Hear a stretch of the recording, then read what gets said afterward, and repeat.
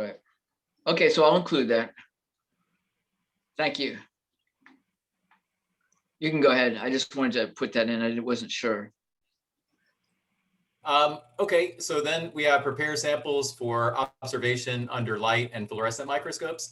And here I was going to let them prepare slides with both so little critters and also some nervous systems. I want them to dissect and stain nervous systems. And this is something that I do in some of my classes. It's a really robust protocol. It's fun. The students get to dissect a nervous system and fix it and stain it. And then we will image them under a fluorescent microscope. We are a little bit limited here. So we have some epifluorescent scopes, I think, right, Jules? So maybe that Axiolab Zeiss is fluorescent enabled. Yes. And Yes, it is. we have one more fluorescent scope, the confocal in the science building. And then I have a stereofluorescent scope. So that might be kind of a bottleneck, but when we were talking with Joe, we kind of talked about maybe splitting up the students so that some of them are working with Jules on the EM, and some of them can be working with me on the confocal and the fluorescence. And maybe, you know, if we work out the logistics well enough, here's where we can divide the students up so that they can work on these two things that are kind of limited in terms of the equipment that we have.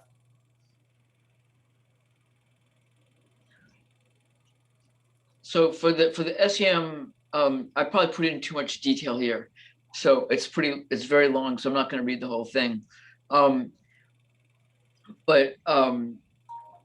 the essentials of it were to describe the components of the SEM, describe the SEM image acquisition, and then we have three main different detectors in it, and to understand what the differences in the detectors are, to understand a little bit about a vacuum. We have some basic instrument check procedures that we do before we start, and they should at least see those. SEM sample preparation. I thought we could use actually two things. One is we have one thing we have tons of is something called biocharts. Basically,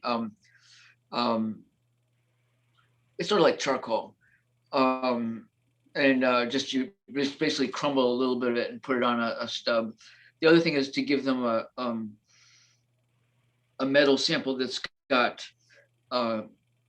different metals in it that would show up in the backscatter detector, so they understand that the backscatter detector is good for different atomic numbers.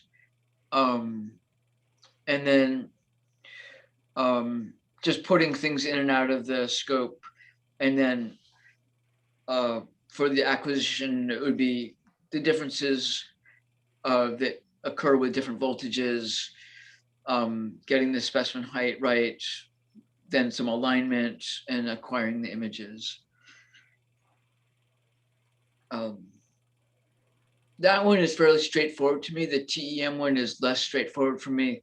And I want to just give a caveat. I do a lot of nanotechnology. I have done very little biology related TEM. So I have I've taken some CLAM. I've done. And Jules, I'm sorry to interrupt. And in the interest of time, I am gonna speak up, and you know, I do want to give folks the opportunity to ask questions and Yep. Go ahead. So maybe all yours. Okay. All yours. If I could make a quick comment, and this is not my domain, so I'm not commenting on the content, but I think the level of detail with which you've described the instructional activities is really great. It's very clear, and thank you. It helped me to start to think about,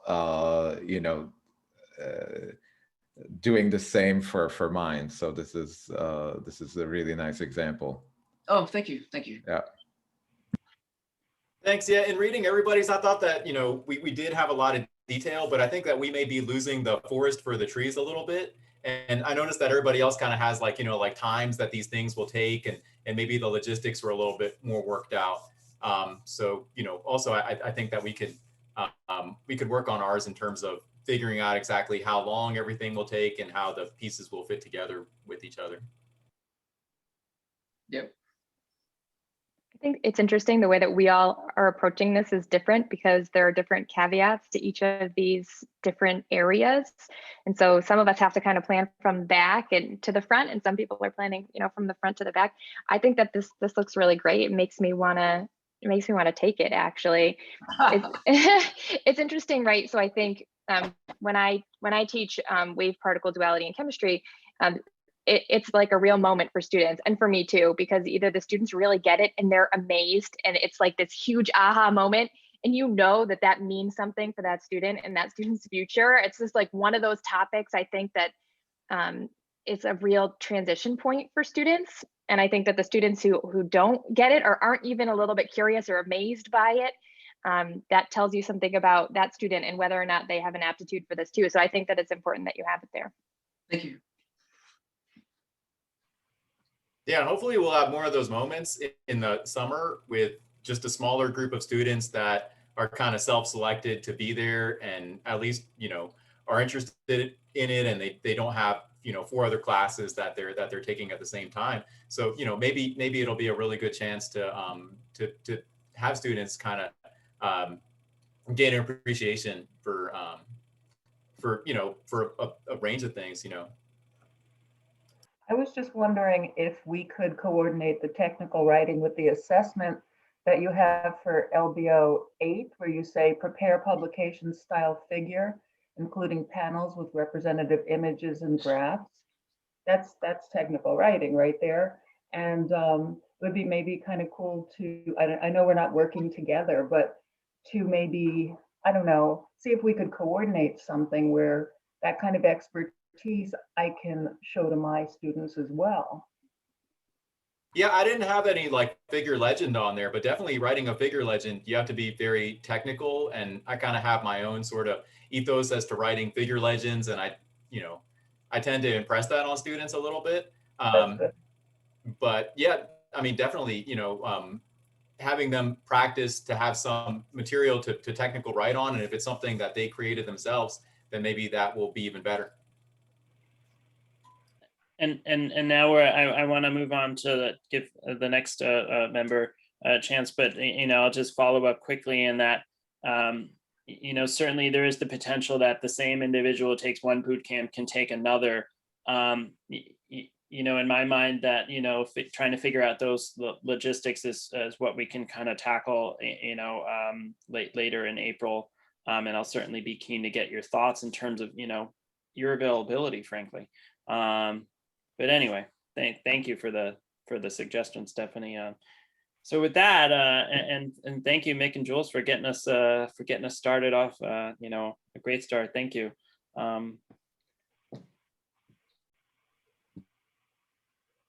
Thanks, everybody. Thank you. I'm happy to go next and talk about the development of the boot camps. So and I will try to share my screen. Okay. Yeah, I think you should be looking at a document. Got it. Python programming. Okay, good. So so it's I had a great conversation with Joe and Peter, and it helped me kind of think more about the details of the learning objectives and how to best approach the instructional activities, given that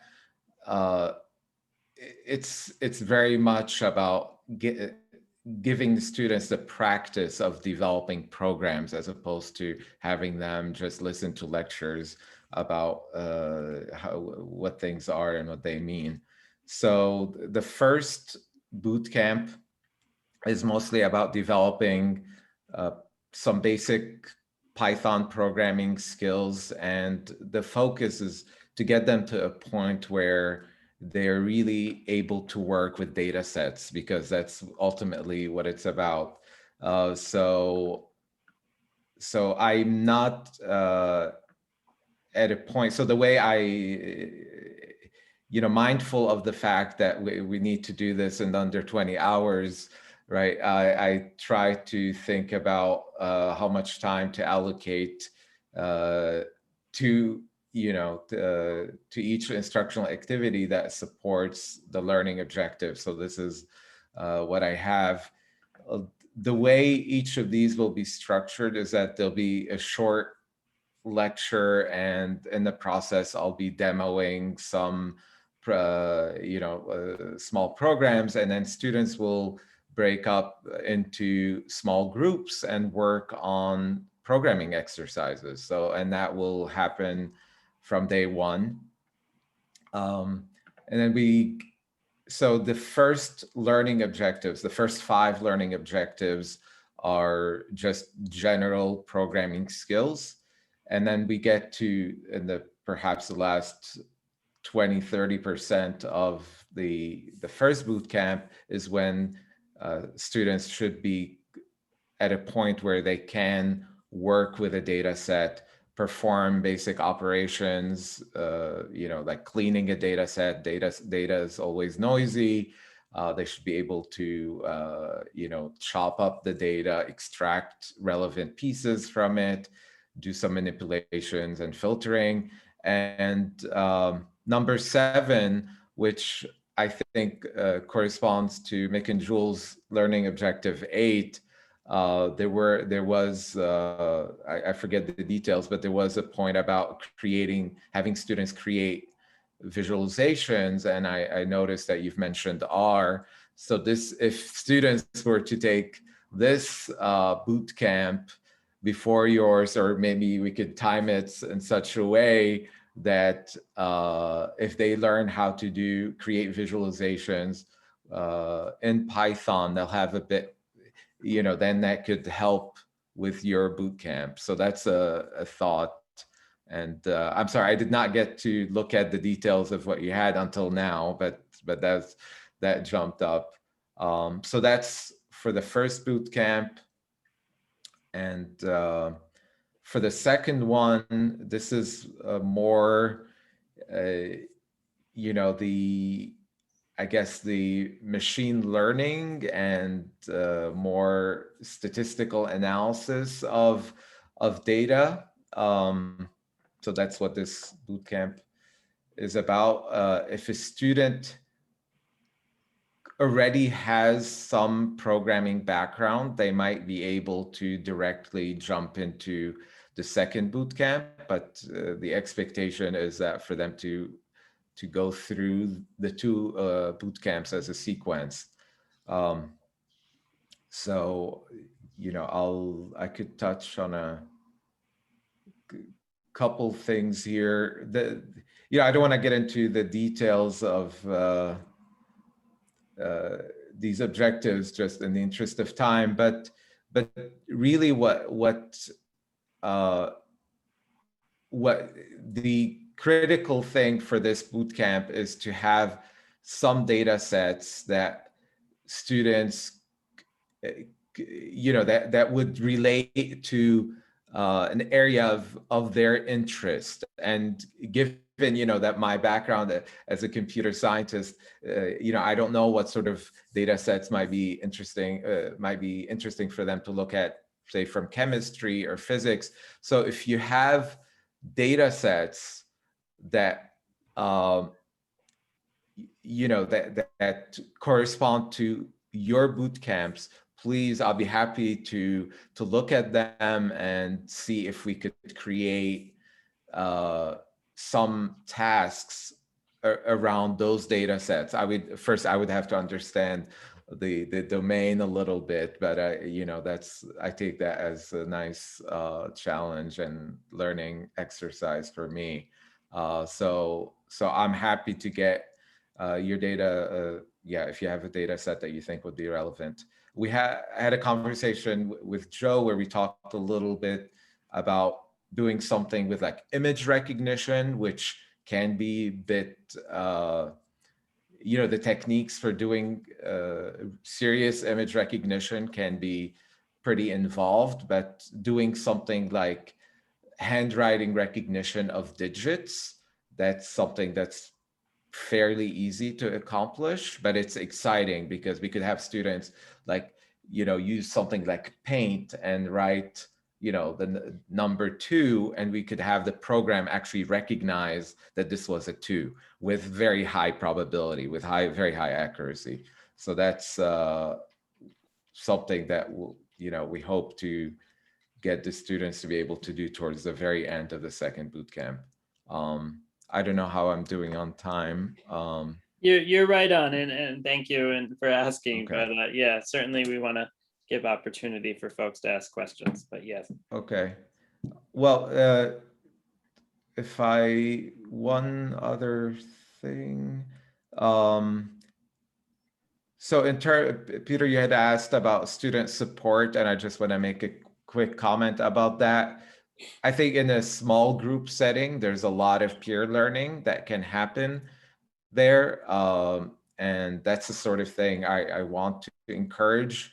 If we do these, breakout room that I have in mind, then I would be going from one breakout room to another. If we end up with lots of breakout rooms or students are having real difficulty, it'd be great if we could get maybe an advanced student to help out and answer questions about programming or help explain the data set a little bit. And so I'd be happy to consider that. And one last comment, I'd like for each of these boot camps to have a project component, more so the second one than the first one. So they'll be able to leave with something. They've worked with their data set. They have something to communicate about the data set, because ultimately that's what it's about, applying the techniques and have something to say, draw meaningful conclusions from the data. That's what it's all about at the end. So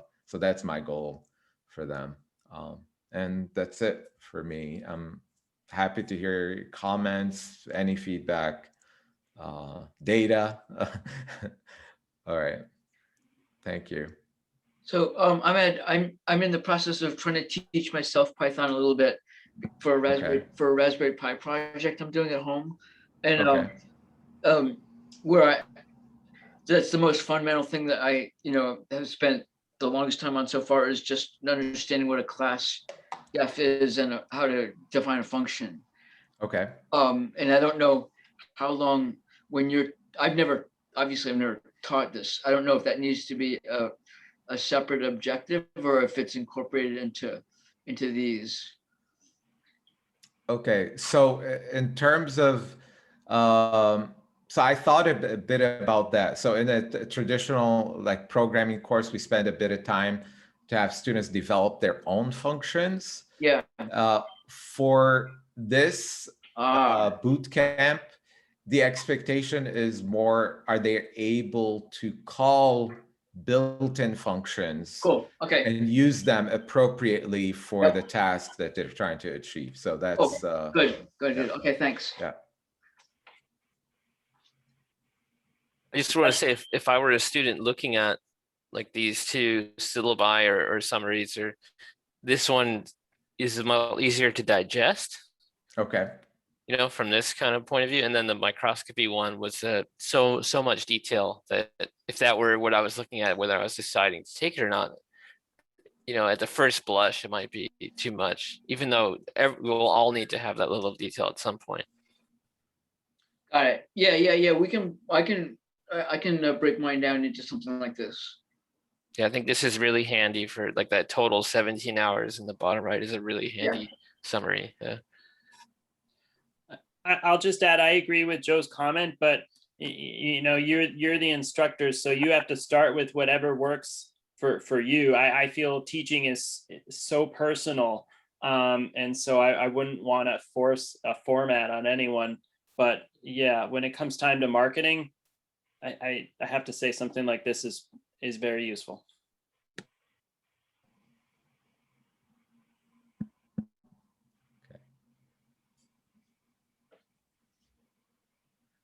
Yeah, going to the data, it would be super cool to have students, work with the same data set in, multiple boot camps. But I guess just the practicality of it is really not clear to me. I mean, can students take these boot camp? It might be really hard to do is all I'm trying to say, or maybe, maybe make it like an optional thing where they, they can do it and they're encouraged to do it. But if we try to make it, like make it incorporated into the whole boot camp, it might be really, really tough to work it out. So maybe, for now it's kind of like a bonus thing if they can do it, but it might be hard to make it just an integral part of the boot camps. Well, if you take the right combination, you unlock the bonus project. So learning Python and microscopy, now you can do a denoising algorithm, or you do technical writing and microscopy, now you can write up a report, but you have to take them both and then follow it up. I don't know. Yeah, it's like there's synergies, but it'd be really kind of tough to really, fully take advantage of those synergies. Well, thank you. And in the interest of time, I want to move on. And I admit, I unfortunately for the last three, I think I have to do a better job timing, and I'm sorry, just to make sure we end at the hour to respect everyone's time. So that being said, Candy, Stephanie, or Megan, if either of you want to go next, and I am going to be a little tighter on time, but anyway.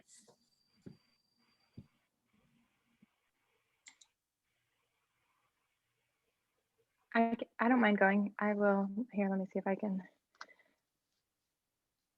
share. Okay, can everyone see that? Yep. Okay, so first, my apologies. I'm not Josh, and my husband used my Zoom last night for a meeting, and now I didn't even realize. So my apologies for that. And second, I probably should have taken out all of my objectives and put them separately so you didn't have to scroll through all the procedures. So I will do that so you can look at them separately as well.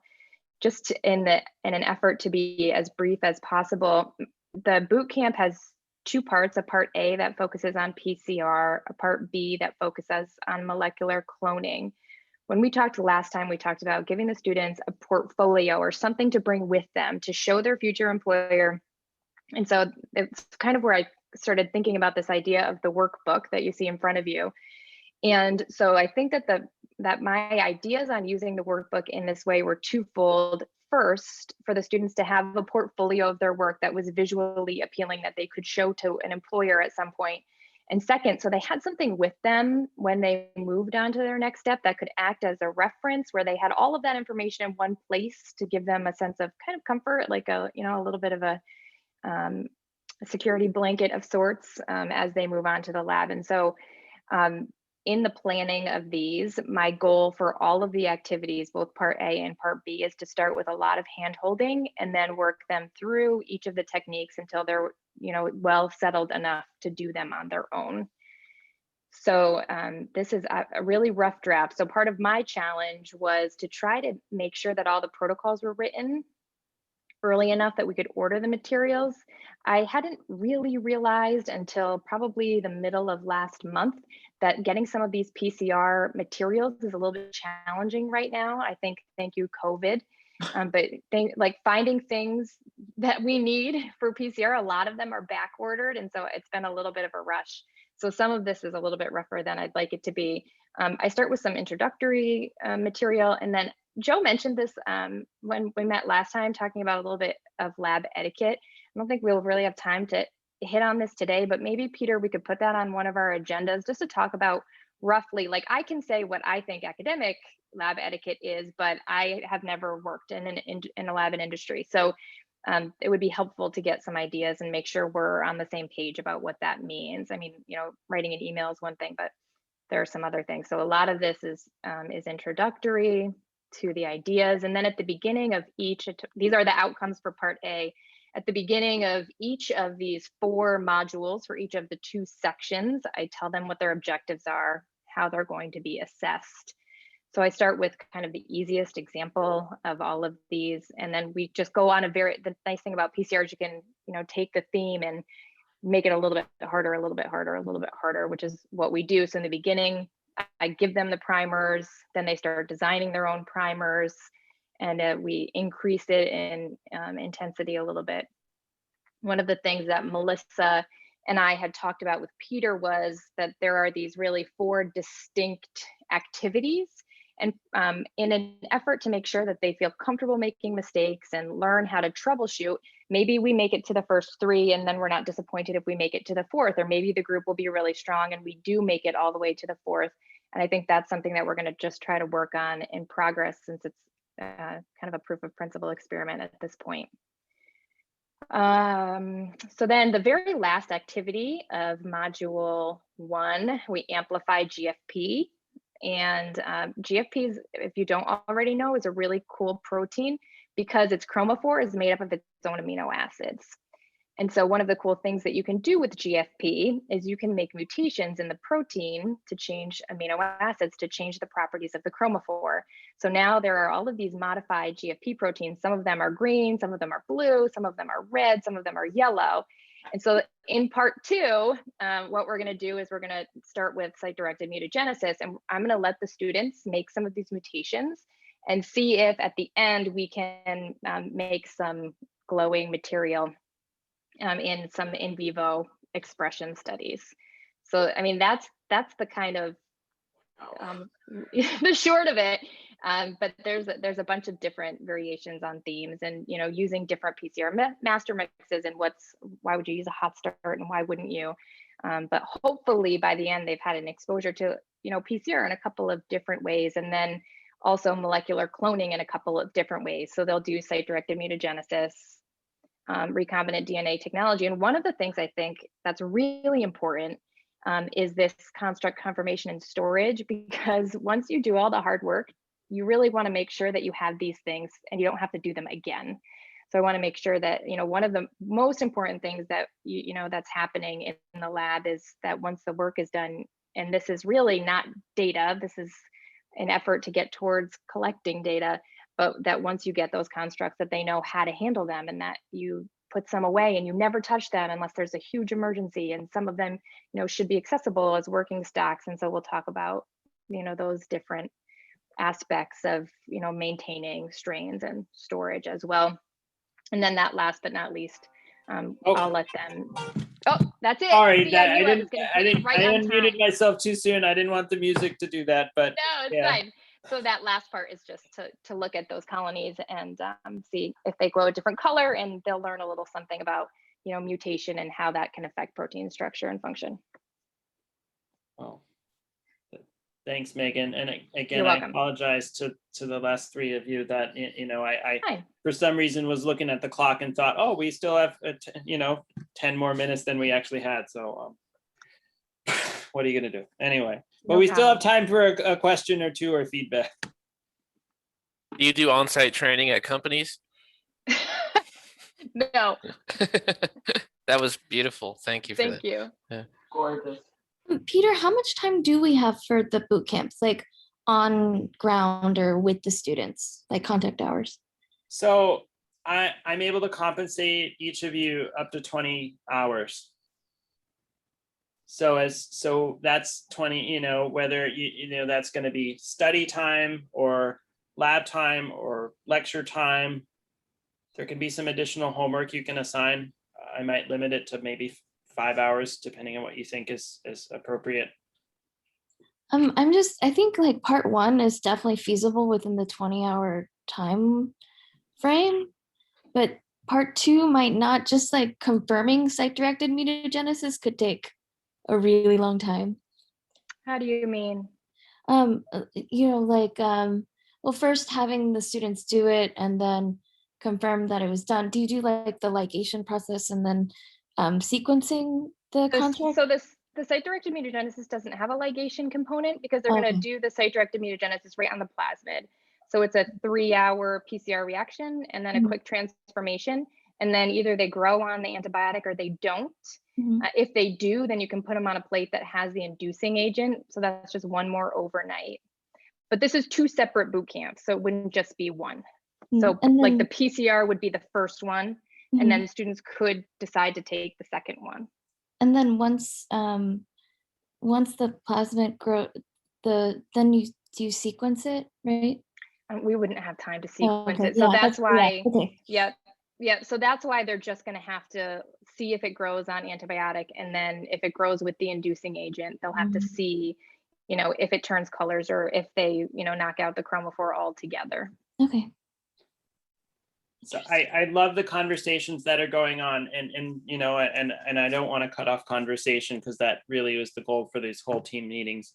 I do want to give Stephanie and Candy the opportunity to share what they've been working on, and give you all the chance. So Stephanie or Candy, if either of you want to go next, please feel free. I don't mind. Which do you want to go first?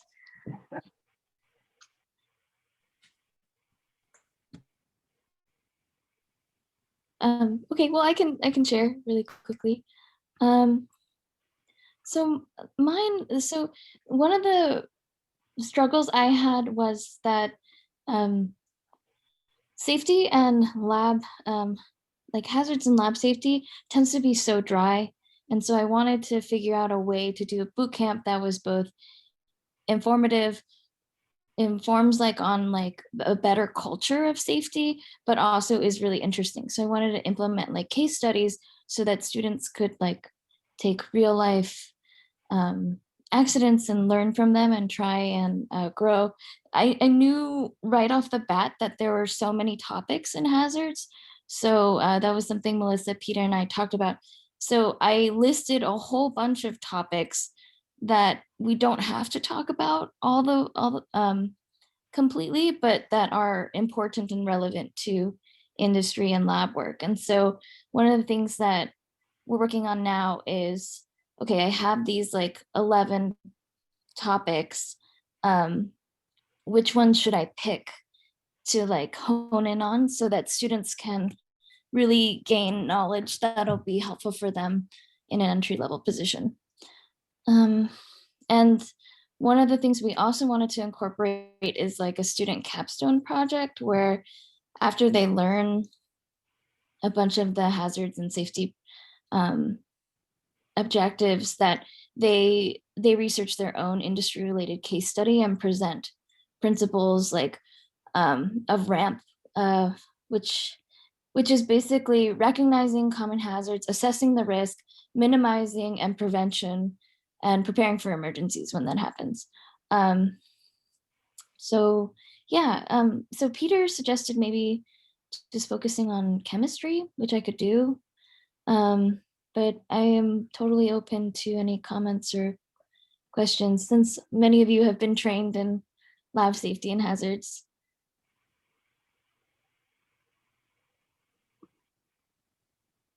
One topic of safety that always came up in physics, and actually it was an incident at Michigan when I was there, was laser safety. Mhm. It seems to always be a problem because it's so easy to get hit by a laser. I think that would fall under instrumentation and minimizing hazards. I could make a note of that though.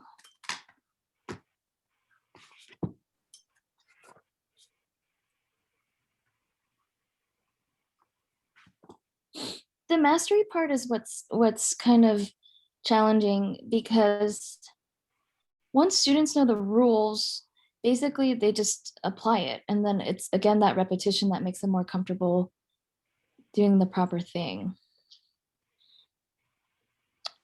Do you think it'll talk about convincing people to speak up? Because I think one of the big things is, oh, this is the way the lab does it, and I shouldn't be the stickler here. Right. The first thing we talk about is culture. Yeah. I think that's a lot of hazards and lab safety curriculum. They first talk about culture, and there's this culture to get stuff done and the pressure to publish and things like that, which lead to hazardous conditions and just being messy and rushing. And so that's, yeah, we go over that. We'll definitely cover that. I think that's a big one. And it's hard to measure culture, but as you and Joe have hit on, it's so important. So Yeah, I would just in case you didn't think I was in support of that, yes, please, absolutely. But thank you. And with our time remaining, Stephanie, would you please? Yes, sir. Your part, okay, so she's still sharing? No. Okay. Sorry, getting there. All right. Mine is entirely different, based primarily on, how we do things in English. So I think the biggest thing to stress here is that I'm going to be looking for course moves. The students should be able to engage in active reading and writing, to connect and curate per the assignment, to respond to the ask, and to contribute to the end user. So it's about deliverables, but they're written deliverables, including, here we go, best practices of the genre, which you have to produce and deliver them according to specific rhetorical situations, audiences, purposes, and uses. You need to respect needs and values. Ethics is included in that. So we're talking about plagiarism here, absolute no-no. And some people do help themselves to others' work. We need to work on evidence-based recommendations and analyses that are accessible and reader-centered. We need to use document design, type, spacing, color, medium. We need to bring visuals in there, tables, figures, etc. We need to be able to work collaboratively and independently. And peer feedback is huge. I do use that a lot. And in using peer feedback, we can refine and revise our writing style for the key elements of technical writing, which are clarity, concision, coherence, cohesion, and emphasis. What I'm looking for is to have this virtual, and I would schedule office hours virtually, meetings by appointment, etc. But the big overriding, the overarching objectives are content, that students demonstrate confidence. I didn't even go to proficiency here. In the terminology, concepts, theories, and methodologies, that students can communicate knowledge, ideas, and reasoning clearly and effectively, and that students can think critically. They can analyze information carefully and logically from multiple perspectives, and use the discipline-specific methods while developing or producing appropriate evidence-based responses to stakeholder requests. So one of the things Melissa and I talked about is the need for students to know how to make a recommendation, not just summarize, but to do something with the summary. Summary is a lower level skill, an important one, certainly would work on executive summaries, but the ability to recommend action is huge. And that's not something our students are schooled in traditional English courses. So I guess this final assignment that I came up with is an end user needs assignment. And I don't know how amenable all of you would be to someone asking you this, but I think it would be cool to identify a professional who works in bioscience, perhaps someone from the overall program, and write them an email, well formatted, of course. What kinds of documents or presentations do you produce? How much time do you devote to research and revision? How much time do you communicate with your team or boss? What kind of deadlines and time management issues do you face? Do you have any advice of how to gain and improve the communication skills that I, the student, am going to need in my career? So this would be a collaborative assignment. I would put them in pair groups. They'd upload the email in response to a group discussion board or Google Docs and write a first draft memo summarizing what they've learned, possible next steps for the career. Part 3, they're going to engage in effective feedback. And part 4, I'm going to get the memo. And I will be able to see all of the iterations of the work, the scaffolding, because we're using Google Docs, I can see it. I'm talking fast, I'm from New York, you're probably hearing this. So what do I need? I need a technical writing textbook. I've picked one. I need reliable internet access, and they've got to be able to use Google Docs. Did I make my time limit? I see it's 12. And I imagine some of you may have to go, if that's the case, by all means, do what you must, please go. But it was great to see you all, if you are able to stay, and, if you have questions for myself, questions for Stephanie or others, I invite you to stay. But, thank you so much all for your time. Thank you. I think this could be like a secondary boot camp, but like teaching the students how to integrate a reference manager software with technical writing would be awesome, or showing them like author guidelines for a journal would be really cool secondary components too, after they learn how to technically write. I agree, that would be an awesome second one. Yeah. Or like hacks in Word where it auto numbers and auto captions things, and yeah. Ideas, thank you. I just wanted to say that the density of active verbs in this document is so high that it was really a pleasure to listen to you read it. Thank you.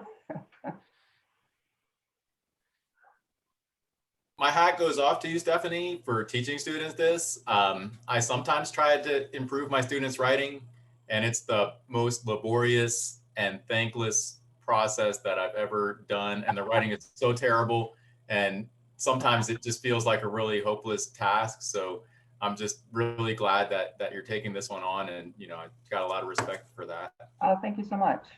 Believe it or not, Totally I love agree. doing this.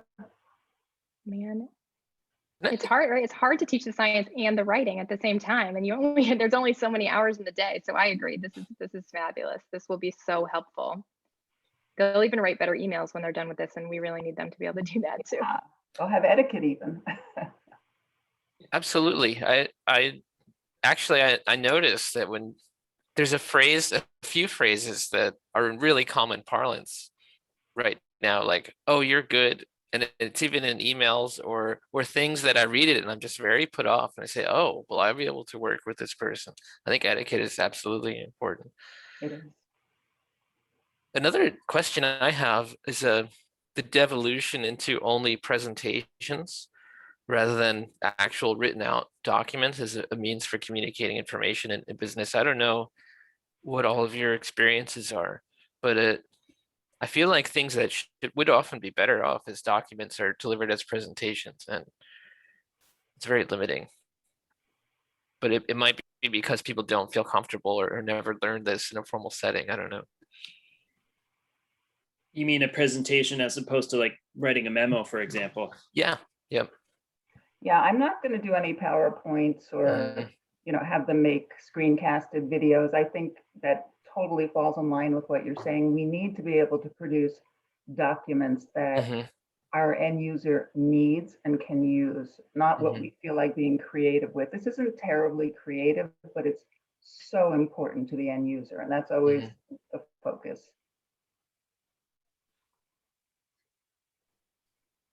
Well, I think all these summaries are really fantastic. Thank you for sharing them. I do have to get going though. I apologize, everybody. Everyone did a great job. Yeah. Cheers. Thank you, guys. Thank you, everyone. So if you want to stick around, if you have questions for me, by all means, but great stuff and super excited to see what we're going to have to offer students. So thank you. Excellent. Bye. Thanks, Peter. Thanks, everybody. Bye. Take care. Bye.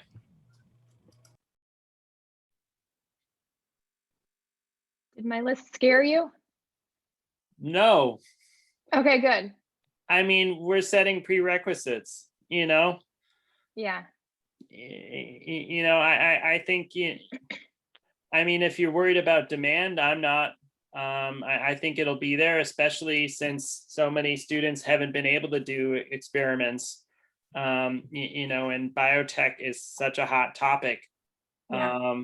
I feel like we're gonna, have to look at, I don't know. But either way, you get paid. We run the boot camp, and whoever attends, whether it's 2 people or 6 people or whatever it is, they're gonna get a lot out of it, and I'm excited for that. Me too. So, Me and too. as I for think the it would be fun. equipment, I saw you sent me that list. I'm gonna get on it as soon as I can. So No, don't sweat it. No rush, really. I tried to make it as inclusive as possible. So I've got the catalog numbers in there. I have that was the awesome. list price. So it should be straightforward. The only thing, and we can talk about this if you want to meet about it next week, when it comes time to order the primers, I wonder if it would be easier if we order them at Gateway so that you don't have to type in all the letters yourself. And then we could ask for the reimbursement the same way we're doing for the the thermocycler. Could we do that? Because I already have an IDT account. I mean, otherwise I could. Maybe we I don't can know. coordinate that. And I have what's called a P card, which basically is a university issued credit card. Then I Yes, could that then would be great. charge to Okay. the grant. Okay. I mean, short of giving you all the numbers, maybe when you're ordering, I can be, sitting with you or Well, no, something. you know what we could do? I could enter them. I Yeah. could give you my login because it's not personal, it's Gateways. Okay. And then you could just buy them. That would probably be faster. I'll put them Yeah. in the cart and then you can purchase them. Right. And then I guess you have the -20 or 80 or whatever it needs. Right. Yeah, those okay. actually room temp until they get because they're lyophilized. So until water hits them, they're good at room temp indefinitely. Related question. We had an inquiry from Sarah Wolchinski at Jackson Labs to run their teacher professional, development series, Teach the Genome Generation. Yeah, in theory, but we have a cap in our labs of 7 people right now. Yeah, ours is 6. And yours is 6. That's what I thought yours was about the same or not much higher. Yeah. Okay. Maybe I'm just a hopeless optimist. My husband would probably disagree with that statement entirely, but I have to believe that in another 3 months, when all of these 16 to 45-year-olds are vaccinated, that there's going to be some big changes. Yeah.